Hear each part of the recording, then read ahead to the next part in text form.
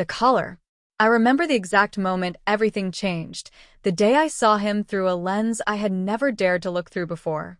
He was sprawled on the couch in his usual gamer posture, thumbs flying over the controller, headphones practically glued to his ears. But that afternoon, something in the light caught the curve of his jaw differently, the softness of his expression, the way his eyes flickered whenever he laughed at the screen. I didn't recognize him. Not the boy I'd known, but someone delicate, fragile, and, somehow, waiting to be seen. It started with a small challenge. A dare, really, whispered in our private world where no one else existed. Try this on, I said, holding out the soft, pink collar I had bought on a whim, more out of curiosity than intention.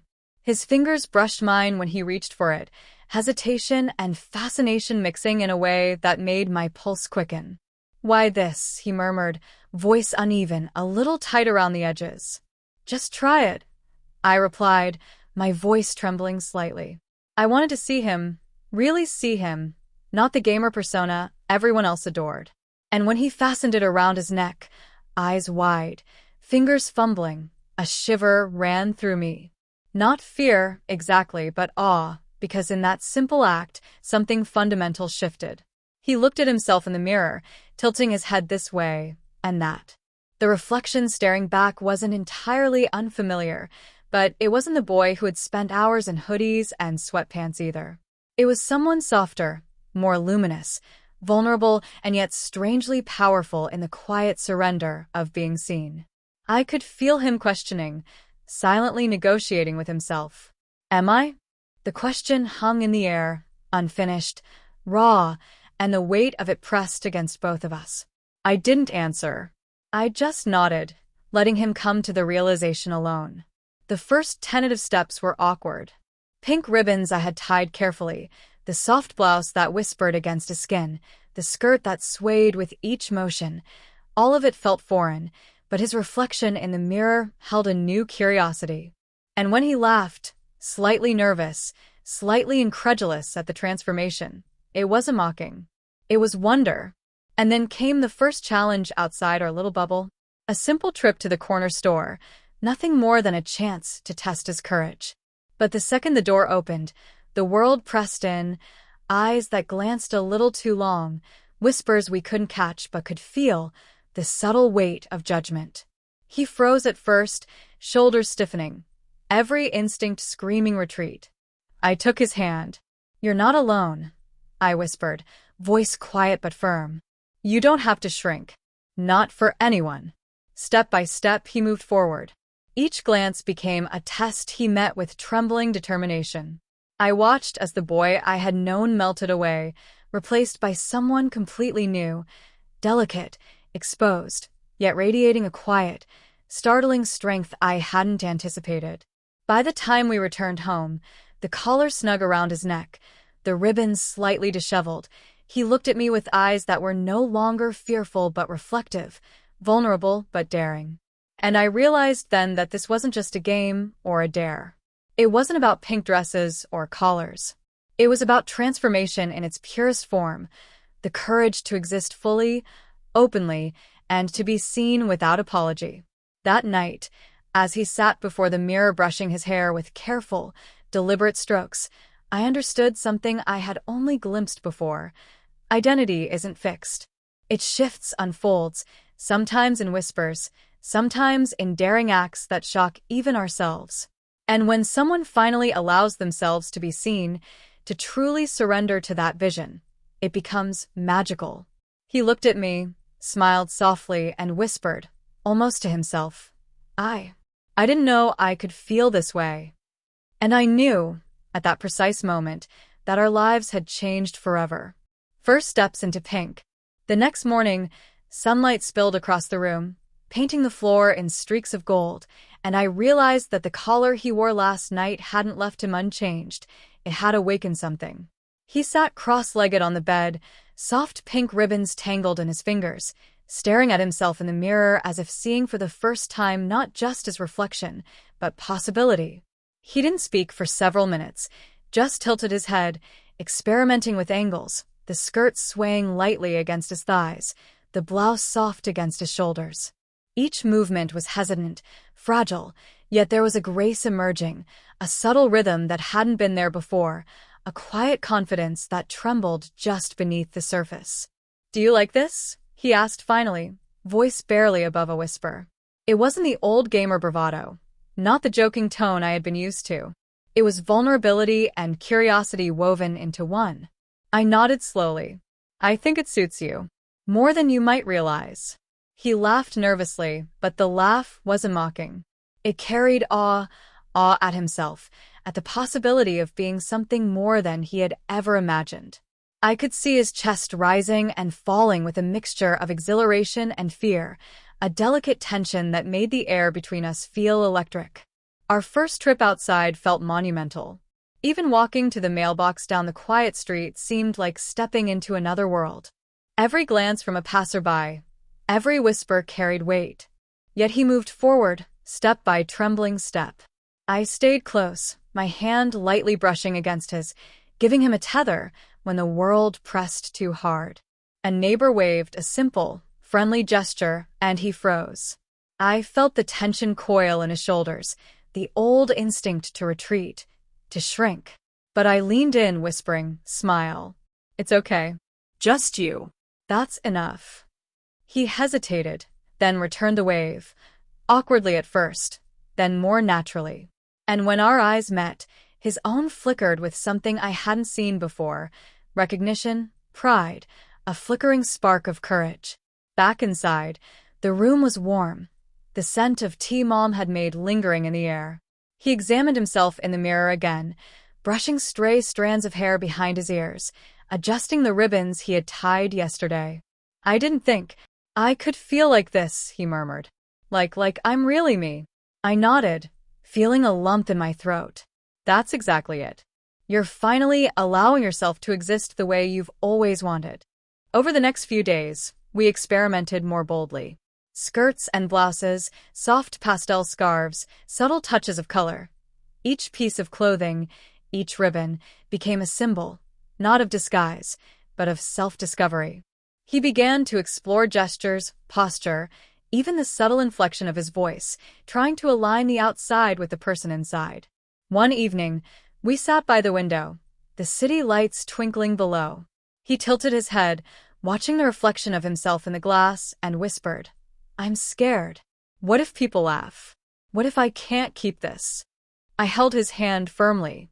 Courage isn't about never being scared. It's about moving forward despite the fear. And you're already doing it. His eyes glistened with unshed tears, but the smile that followed was radiant, hesitant but real. It was the smile of someone discovering themselves for the first time, of someone learning that identity isn't fixed and that the world, frightening as it may be, can sometimes hold space for truth. By nightfall, the ritual of dressing, practicing, and exploring became our own shared secret, a dance of trust and courage. Each bow tied, each ribbon adjusted, each soft blush brushed across his cheeks was a step deeper into a world he had long feared but now began to claim as his own. And as he lay in bed that night, hands resting on the soft fabric of his skirt, I realized something profound. Transformation isn't just about appearance. It's about allowing someone to see themselves fully, letting them inhabit their own skin with pride, and holding them steady as they step into a life that had always been theirs to live. He looked at me, voice barely audible. "I don't want to hide anymore." And in that moment, I knew this journey wasn't just about pink ribbons or collars. It was about courage, trust, and the breathtaking vulnerability of becoming fully oneself. Stepping into the world. The first time he agreed to step outside fully dressed, my heart raced like I had never felt before. It wasn't just about skirts or ribbons anymore. It was about the courage to show the world a side of himself he had hidden for years. He moved slowly, deliberately, testing the feel of the soft fabric against his skin, the gentle sway of the skirt with each step, the delicate pressure of the collar snug around his neck. His hands trembled slightly, brushing the ribbons he had tied, adjusting them with care, almost as if he were nervous they might unravel both physically and emotionally. We started small, a walk to the corner store, a short trip where the risk of attention was minimal. But even the quiet street felt like a stage. Every glance from a passerby carried a weight we both felt. His eyes darted nervously, yet he held his head a little higher than the first day, shoulders squared with an unsteady determination. I walked beside him, my hand brushing against his for reassurance, a silent promise that he wasn't alone in this new, exposed version of himself. A dog bounded past, and a small child waved, smiling innocently. Something shifted then. He laughed, that soft, slightly nervous laugh, and I saw it, the first spark of public freedom. It was fleeting but luminous, a tiny flame against the shadow of fear.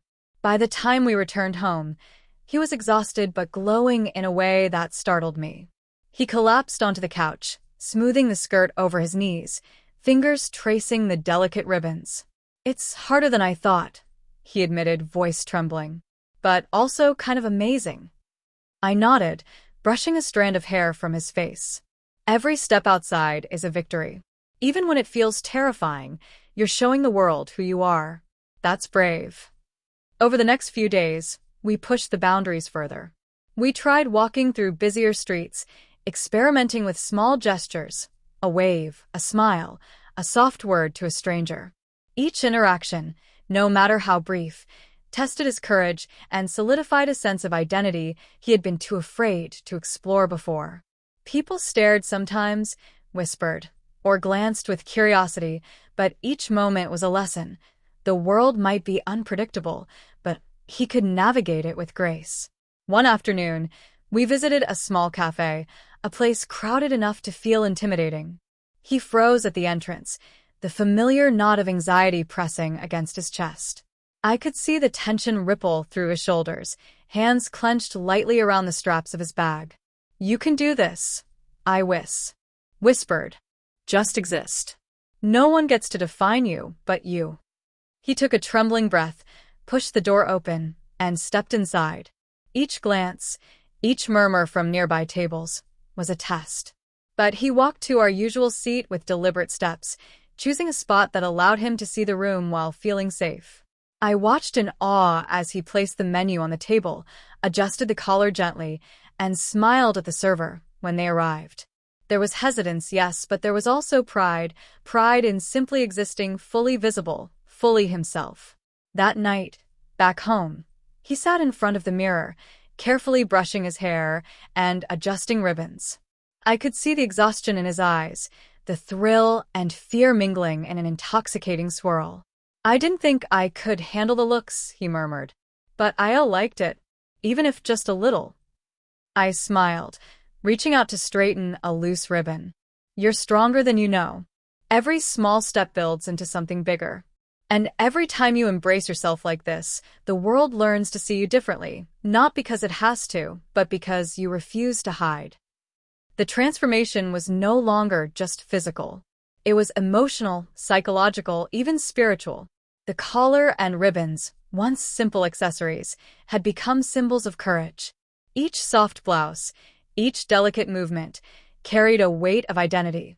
The unspoken declaration that he would no longer shrink, that he would exist unapologetically, and that he could navigate the world with both vulnerability and strength.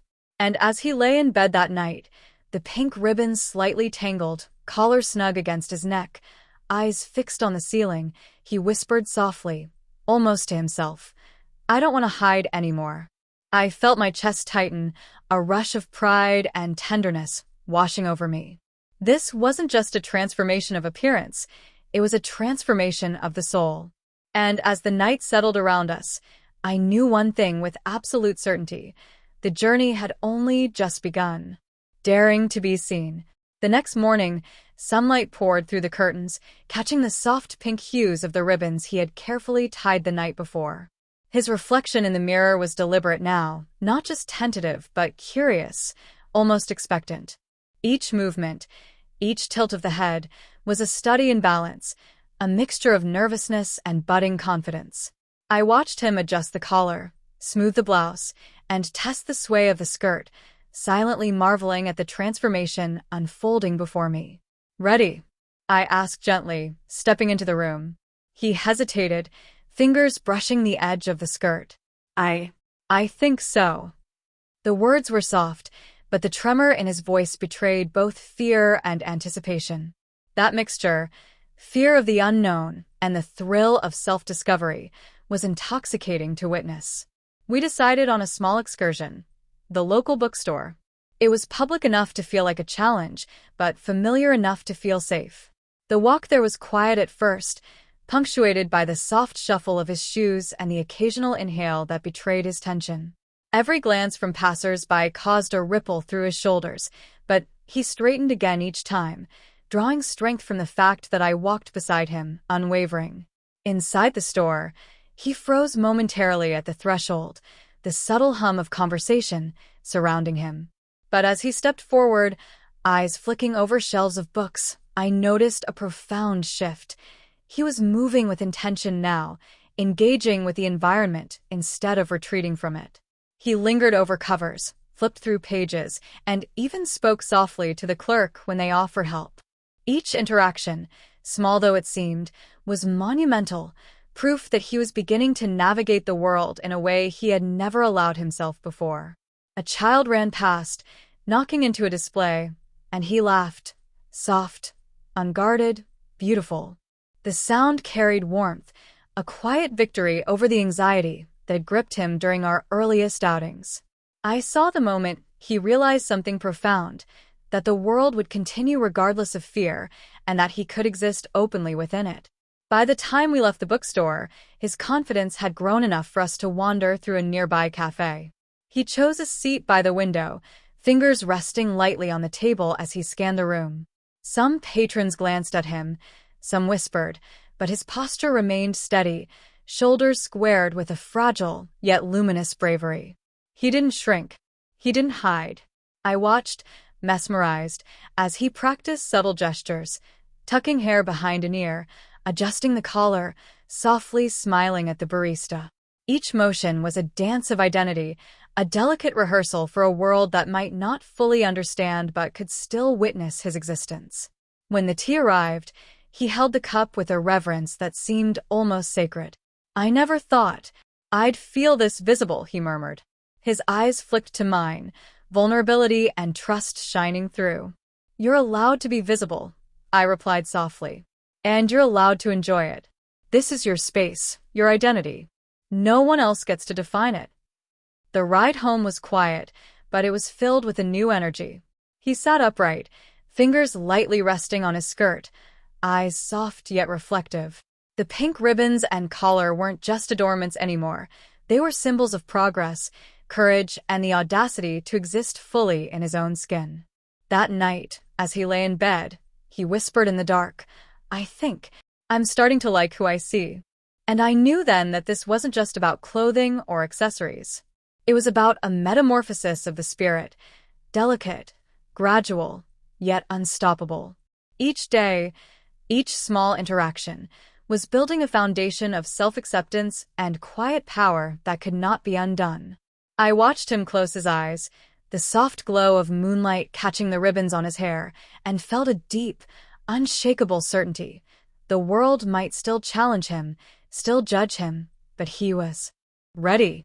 Step by step, moment by moment, he was learning to exist fully, and I had the honor of guiding him through every trembling, beautiful second. First glimmers of public confidence. The morning light poured through the curtains, and I found him sitting on the edge of the bed, ribbons tangled in his fingers, the collar snug against his neck. His reflection in the mirror had become a private ritual, a meditation of sorts, where he studied himself as if each glance might reveal something he had never dared to admit before. The soft pastel blouse, the gentle swish of the skirt, the carefully tied ribbons, all felt new, but also like they had been part of him all along. "Are you ready today?" I asked, trying to keep my own excitement contained. He looked up, eyes wide and slightly nervous, a quiver in his lips betraying the mixture of fear and anticipation he was trying to hide. I think so," he whispered. There was a trembling undertone, but also an undercurrent of determination I hadn't seen before. Each word, each breath, carried weight, the weight of someone who is daring to exist fully. We decided to try something more ambitious, a trip to the local shopping street, busy enough to feel intimidating but manageable for a first real test of his courage. The moment we stepped outside, the morning air wrapping around us like a tangible force, he stiffened. Every pedestrian, every glance, every distant murmur seemed magnified, and I could feel his anxiety pressing against him like gravity. I stayed close, brushing my hand lightly against his when his fingers trembled near the ribbons. "You're not alone," I said softly. "Step by step. Just exist. The rest doesn't matter." He inhaled deeply, shoulders tense, then released it slowly, testing the motion of the skirt, adjusting the collar, smoothing the blouse. The soft fabrics felt different in public, heavier, somehow more alive. Each step forward was a challenge and a triumph, a delicate dance between fear and freedom. We stopped at a small cafe tucked into a corner of the street. He paused at the doorway, a familiar knot of tension coiling in his chest. I could see the internal struggle, the urge to retreat, the fear of whispers, the curiosity about whether he could meet the world on his own terms. "We'll be fine," I whispered. "You belong here just as you are." Inside, the room buzzed with quiet conversations, the clinking of cups, and the soft rustle of newspapers. He scanned the space, eyes flickering nervously from table to table.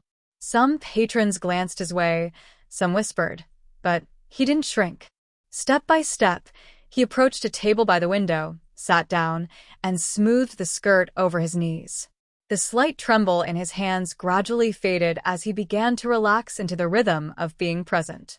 The barista approached, a friendly smile in place. "What can I get for you?" He glanced at me for reassurance, and I nodded. "A tea, please," he said, voice soft but steady. The barista's smile widened. "Of course. Coming right up." As we waited, he fidgeted with the ribbons in his hair, twirling a small strand around his finger. I didn't think I'd feel this visible," he admitted, eyes glistening. "Like, really visible." "That's the point," I said gently. "You're meant to be seen. Not hidden, not tucked away. This moment is yours. You get to own it." We spent the next hour observing, practicing subtle gestures, tucking hair behind the ear, adjusting the collar, lightly smiling at strangers, letting the ribbons sway naturally as he moved. Each action, small though it seemed, was a quiet declaration of courage. Each glance he returned, each soft interaction, was a brick in the foundation of a new confidence, one built slowly, intentionally, and with love. When we walked back outside, the world no longer felt as oppressive. Yes, some people stared, some whispered, but he walked taller, head high, skirts swaying gently with each step. I noticed the subtle changes. The soft curve of his shoulders relaxing, the light in his eyes, the tentative but unmistakable pride in his stance. By the time we returned home, he was exhausted, but in a different way, not drained by fear, but luminous with accomplishment.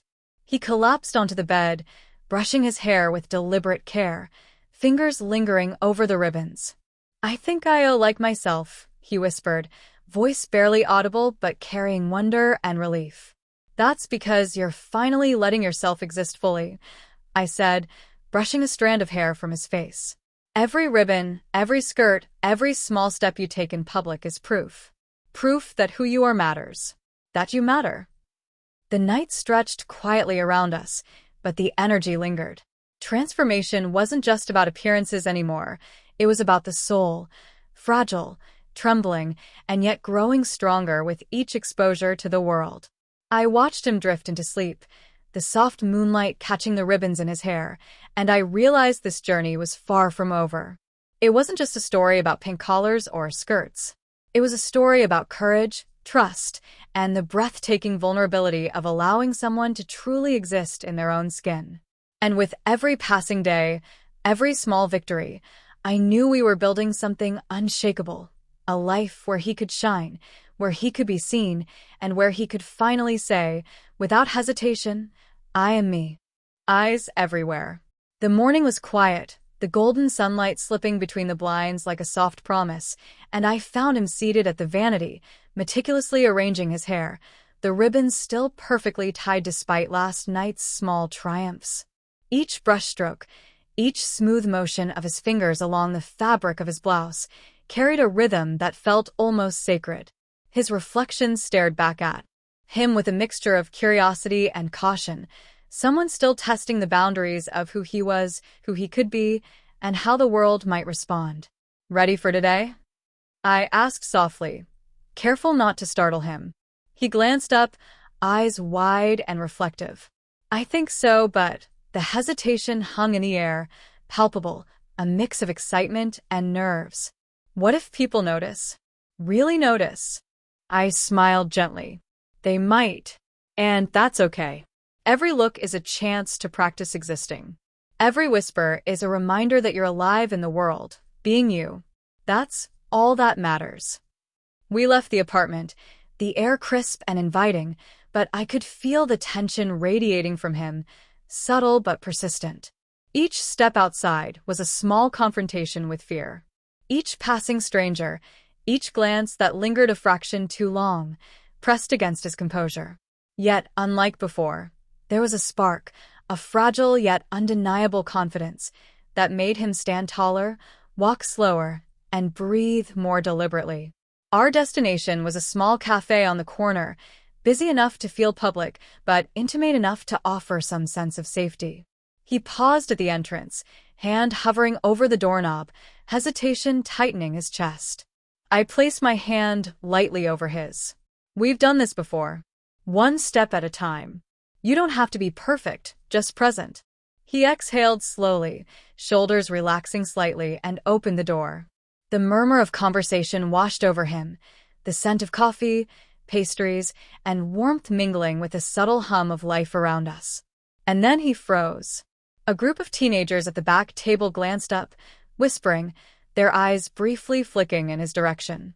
He swallowed hard, the ribbons in his hair catching the soft morning light, and for a moment, I feared he would retreat. But he didn't. Not this time. He walked forward, careful but deliberate, selecting a table by the window.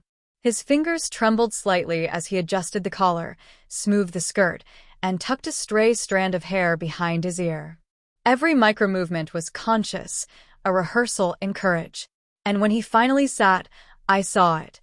The first flicker of calm determination, the faint but unmistakable glow of pride in being visible. The barista approached, a friendly smile on her face. "What can I get for you?" He glanced at me, seeking reassurance, and I nodded. "A tea, please," he said, voice soft but steady.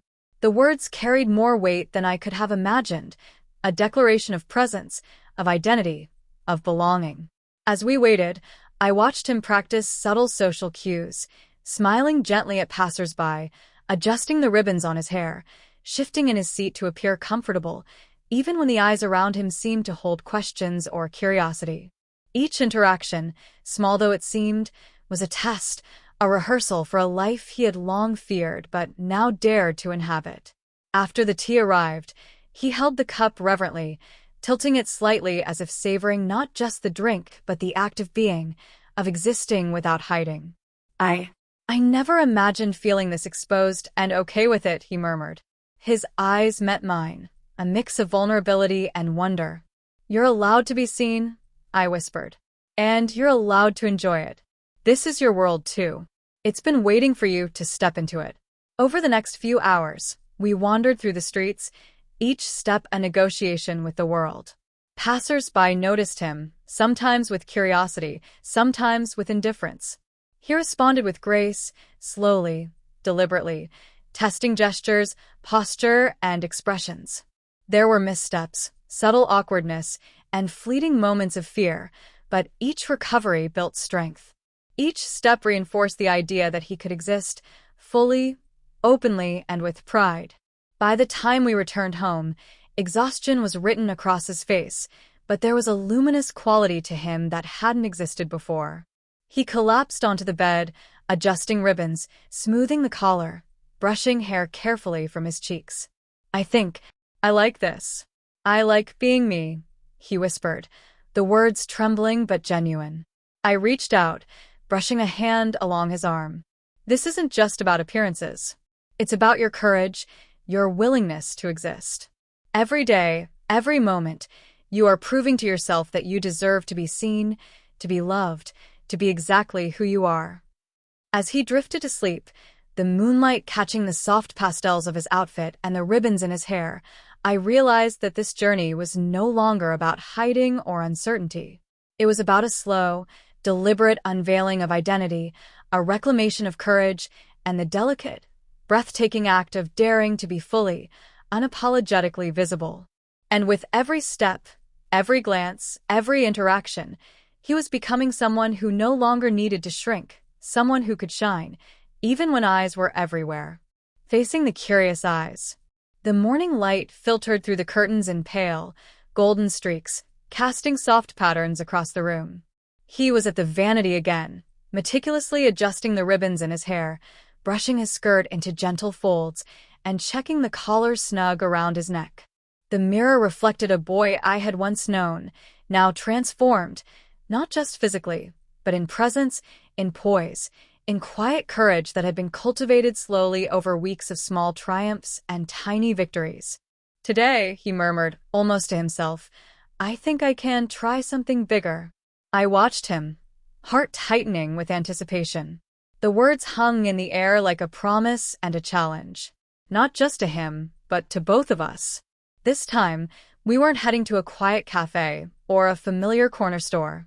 Today, we would walk through the city square, bustling with life, curiosity, and, undoubtedly, judgment. The street was alive, sunlight glinting off windows, people moving with purpose, laughter spilling from cafes, the low hum of traffic creating a rhythm that both exhilarated and intimidated him. His hand brushed the ribbons nervously, tightening slightly around mine as if seeking both reassurance and permission to exist in this more public arena. You're not alone, I whispered. Just take it step by step. Feel the rhythm of your own presence. You belong here. He inhaled sharply, letting the tension ease fractionally, and then we stepped forward together. Each footfall on the pavement felt like a drumbeat of courage, each glance from a passerby a test of resilience. And there were eyes, so many eyes, some curious, some fleeting, some lingering. I could feel the pressure coil in his shoulders, the instinct to shrink, to retreat. Yet he kept moving, step by deliberate step, guided by a trust in himself and in the quiet tether I offered. A group of teenagers lingered near a cafe entrance, whispering and pointing subtly. He froze, the ribbons trembling in his grip. I squeezed his hand. Look at me, I said softly. You're allowed to exist. Their whispers don't define you. Your courage does. He drew a slow, deliberate breath and lifted his chin. The trembling faded, replaced by a luminous determination. The pink blouse caught the sunlight, the ribbons swayed with the faintest breeze, and the skirt moved with him like a quiet celebration.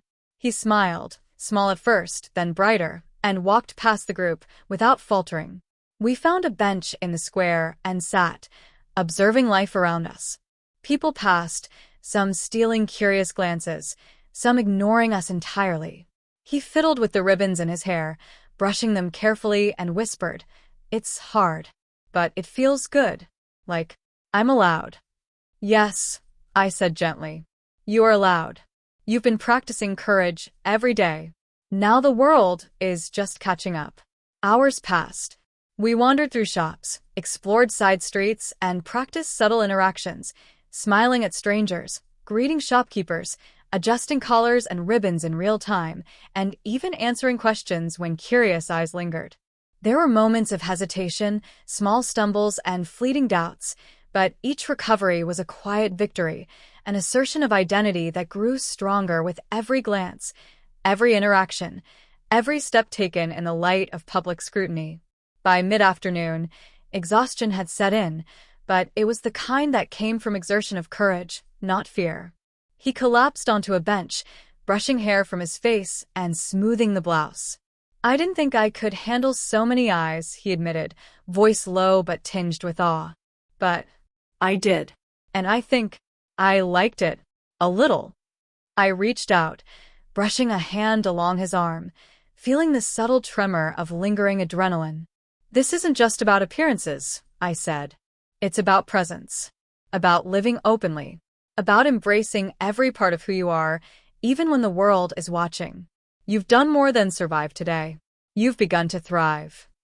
As the sun began to lower in the sky, casting long shadows across the square, he looked at me with a mixture of exhaustion and triumph. I feel different. Stronger. And a lighter. I smiled, watching him settle into the new rhythm of existence he had claimed.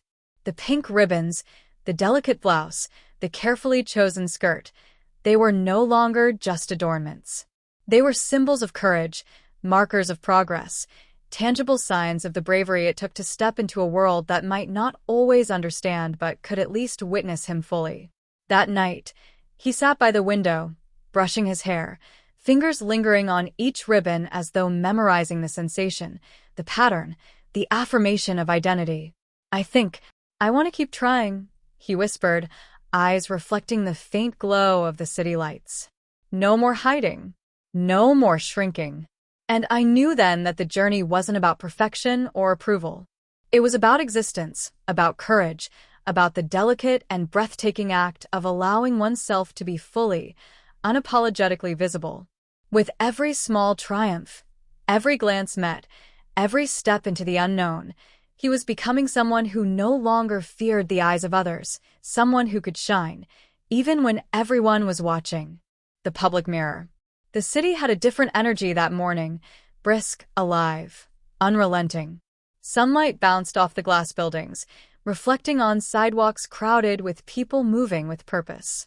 He stood by the doorway, brushing the soft folds of his skirt with trembling fingers, adjusting the collar around his neck, as if it were both armor and declaration. The ribbons in his hair caught the sunlight, glinting like tiny beacons, delicate yet powerful. I could feel the weight of anticipation pressing against him, the nervous energy radiating in slow waves that almost seemed to pull the air taut. "You ready?" I asked softly. He turned to me, eyes wide, cheeks slightly flushed. I think so. But what if someone really stares? The hesitation in his voice was more than nervousness. It was a confrontation with a world that might not fully accept him. "They might," I said gently. "And that's okay. Your reflection in their eyes doesn't define you. Your courage does." He inhaled deeply and nodded, gripping the hem of his skirt as we stepped outside.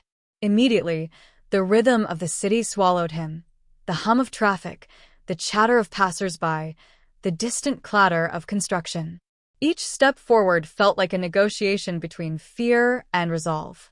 Each glance from a stranger, each fleeting whisper, pressed against him, but he moved, carefully, deliberately. We walked to a busy plaza, a place alive with movement, couples holding hands, business people walking briskly, children chasing pigeons. He stiffened slightly, awareness of every gaze amplifying, yet he didn't retreat. Step by step, he found a rhythm, a balance between observation and presence. He adjusted the ribbons in his hair, smoothed the blouse, brushed imaginary dust from the skirt. All small rituals of control, gestures of reassurance, affirmations of identity. A group of teenagers lingered near a fountain, whispering and glancing in his direction. His chest tightened, shoulders coiling with instinctual fear. I reached for his hand, giving it a gentle squeeze. "Look at me," I whispered. "You belong here. Every glance, every whisper. None of it changes who you are. Just keep walking." He exhaled slowly, chin rising, and moved forward. The group's whispers didn't vanish, but they became irrelevant. The act of walking, of existing fully and deliberately, became a performance not for approval, but for affirmation of self. Each step reinforced something deeper, that courage wasn't absence of fear, but mastery over it. We paused at a small park bench, and he sat down, brushing the ribbons in his hair. "I feel like everyone's watching." "And maybe they are," he murmured. "But I'm not hiding anymore." "That's it," I said softly. "You're not hiding. You're living in the light, even if it's uncomfortable. You're claiming your space, your presence, your right to exist exactly as you are. He tilted his head, eyes scanning the plaza, noting the curious glances, the fleeting judgments. Yet beneath the tension, there was wonder, an almost imperceptible glow of self-recognition. I think I can do this, he whispered. I like being seen.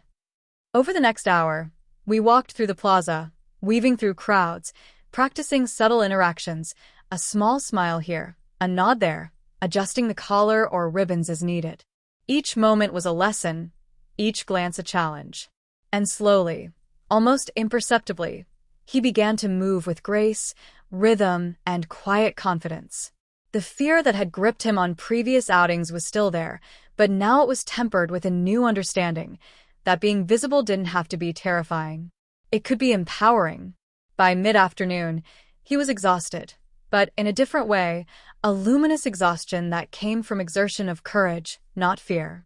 We found a quiet cafe, seated by the window, and I watched him as he adjusted his hair, traced the ribbons, and sipped tea with deliberate care.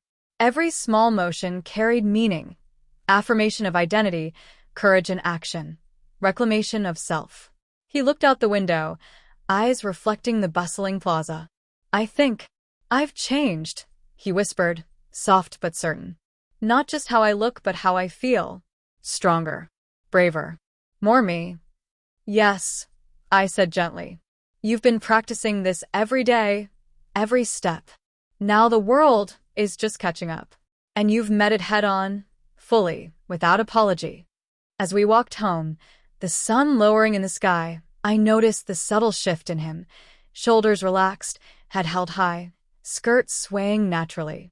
He had begun to internalize the lessons of visibility, of courage, of self-acceptance. Each glance from a stranger was no longer a threat, but a mirror, a reflection of the bravery he carried within. That night, he sat at the window brushing his hair, adjusting ribbons, and gazing at the city lights below. I want to keep going, he said softly. No more hiding. No more shrinking. I want to be me, everywhere. And I knew then that the journey wasn't about dresses or collars anymore.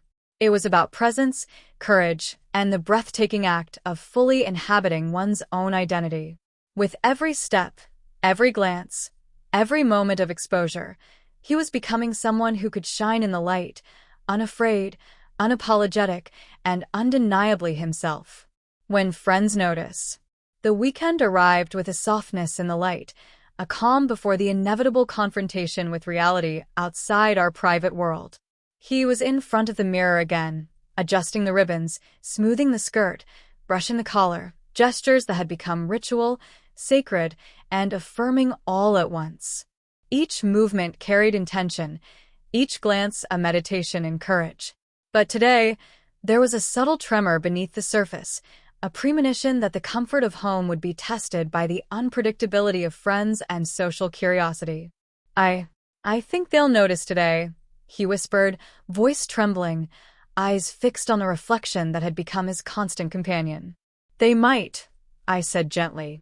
And that's okay. Visibility isn't about hiding or approval. It's about being fully, unapologetically you. Whatever happens, we face it together. We walked toward the local park where he usually met friends. The streets were alive with weekend energy, families strolling, joggers passing, cafes spilling laughter into the sidewalks. His grip on the ribbons tightened, a small act of control in the swirl of anticipation and fear. When we arrived, the familiar faces were there, friends he had known for years, some unaware of the transformation he had been quietly cultivating. Their eyes widened almost immediately, a mixture of shock, curiosity, and hesitation. He froze, the ribbons in his hair catching the sunlight like tiny flags of courage, the skirt swaying gently as if asserting its presence. Wow. Emma, one friend said, voice tinged with disbelief. He swallowed, breath catching in his throat, and I saw the old instinct to retreat flicker in his eyes. But instead of shrinking, he straightened, adjusted the collar, and smiled. Nervous, yes, but brave. Yeah, he said softly. It's me. A pause settled over the group, the air thick with tension, curiosity, and unspoken questions. Then another friend laughed softly, the sound carrying warmth rather than mockery. You will look amazing, they said. I didn't expect this, but you look really happy. The ice began to crack. He exhaled slowly, a trembling laugh escaping his lips. I am happy, he admitted. This feels right. Over the next hour, the group navigated a delicate dance, questions asked softly, curiosity tempered with respect, tentative gestures of acceptance. He adjusted the ribbons in his hair, brushed a stray lock behind his ear, and responded with careful honesty, explaining, without apology, the journey he had been on. Each word, each gesture, was a rehearsal in confidence, a small yet profound declaration of identity. I watched him closely, noticing the subtle changes in posture, expression, and tone. Gone was the hesitation that had plagued his earliest public outings. Now there was grace, rhythm, and a quiet assertion of self, a visible manifestation of the courage he had been nurturing in private and in small public moments. By mid-afternoon, the initial shock had faded, replaced by laughter, light teasing, and tentative camaraderie. They didn't fully understand every nuance, but they acknowledged the bravery, the transformation, and the authenticity he had claimed for himself. He adjusted the ribbons once more, smiled genuinely, and leaned back, finally allowing a measure of ease to settle over him. On the walk home, he exhaled, shoulders loosening, a soft glow in his eyes. That wasn't as bad as I feared, he murmured. It was freeing. Even with all the staring and questions, I felt seen. Really seen. Yes, I said gently. And that's the thing. The world may notice, it may stare, it may ask questions. But none of that can touch the essence of who you are. Visibility isn't about them, it's about you. That night, he sat by the window brushing hair and smoothing ribbons, reflecting on the day. I think I can do more now, he whispered. No more hiding, no more shrinking. I want to keep stepping out, to keep being me. And I knew then that the journey was nearing its crescendo. Not because the world had fully accepted him, but because he had accepted himself. Step by step, glance by glance, interaction by interaction, he had begun to master the art of existing fully, unapologetically, in the eyes of others. He was no longer just navigating fear. He was embracing presence, courage, and the radiant vulnerability of living authentically. The ribbons glimmered in the soft moonlight as he leaned back, a serene smile spreading across his face. This was no longer about transformation for its own sake. This was about claiming a life, a self, and a joy that could no longer be hidden. Fully seen, fully hers. The morning air had a crisp clarity, sunlight catching the soft pink ribbons in his hair like tiny signals of triumph. Today wasn't just another outing. Today was the culmination of weeks of quiet courage, small victories, and slow, deliberate transformations. He stood in front of the mirror, adjusting the collar, brushing the skirt, smoothing the blouse, his reflection now a familiar ally rather than a source of doubt. The person staring back was no longer hesitant, no longer fragile with anxiety. She was deliberate, poised, radiant, fully herself. Ready? I asked softly, sensing the gravity of the moment. She turned, eyes wide with a mix of excitement and nerves, and nodded. I think I am, she whispered. Her voice carried strength now, a subtle yet unmistakable glow of certainty. We stepped outside, the city alive with energy. Streets thrummed with life. Couples laughing, children chasing each other, strangers moving in hurried rhythm. And yet, she walked through it all with a quiet confidence, the pink ribbons swaying gently, the skirt flowing with her steps, the collar snug yet empowering. Each movement was intentional, each glance a silent declaration that she belonged fully and unapologetically. We approached the city square, the same one that had once made her freeze, once made every glance feel like a test of survival. But now, every step was different. She met eyes without hesitation, responded to whispers with grace, and allowed herself to be fully visible without apology. The plaza, once intimidating, now felt like a stage on which she could perform the art of courage itself. Friends approached, recognizing the transformation, some with shock, others with warmth. This time, there was no fear. She smiled confidently, engaged openly, laughed with ease. Questions were answered honestly, explanations given without defensiveness. And with each interaction, her presence grew stronger, more undeniable, more hers. Strangers noticed too. Some stared, some whispered, some smiled. None of it mattered. She walked through it all like a current of soft power. Delicate ribbons and blouse belied the strength beneath, the strength of someone who had embraced every part of herself. She adjusted her collar lightly, brushed hair behind her ears, and moved with a rhythm that was both natural and deliberate. The world might look, might judge, might wonder, but she existed fully, and that existence radiated courage. By mid-afternoon, we found a quiet bench overlooking the park. She sat, brushing her hair and smoothing the ribbons, taking in the life around her. I can't believe this, she whispered softly, voice trembling slightly with awe. I feel like myself. Really myself. And strong. Yes, I said gently. Because you are. You've earned this courage, built it step by step. Today, tomorrow, every day after, the world will notice, but you will stand tall regardless. This is your space, your life, your identity. She smiled, eyes glistening, and whispered, almost to herself, no more hiding, no more shrinking. Fully. As the sun began to lower, casting warm golden hues across the square, she rose and walked through the plaza once more, a soft breeze lifting the ribbons in her hair. Every glance, every step, every smile she offered became a mirror reflecting the journey she had taken, from hesitation to courage, from hidden to fully seen, from uncertainty to radiant self-acceptance. That night, she sat by the window brushing her hair, the city lights twinkling below. I never thought I could feel this complete, she murmured. Like I belong, finally. And I knew then that this story, this journey, had reached its full flowering. Not because the world had fully understood her, but because she had fully understood herself. Every ribbon, every collar, every soft blouse and gentle skirt had become more than clothing. They were symbols of courage, resilience, and the breathtaking vulnerability of living authentically. She leaned back, brushing her hair one last time, a serene smile spreading across her face. This was no longer a transformation in private or a tentative public experiment. This was life claimed boldly, courage embraced wholly, and identity lived unapologetically. I am me, she whispered, voice steady now, confident, luminous. Fully. Completely.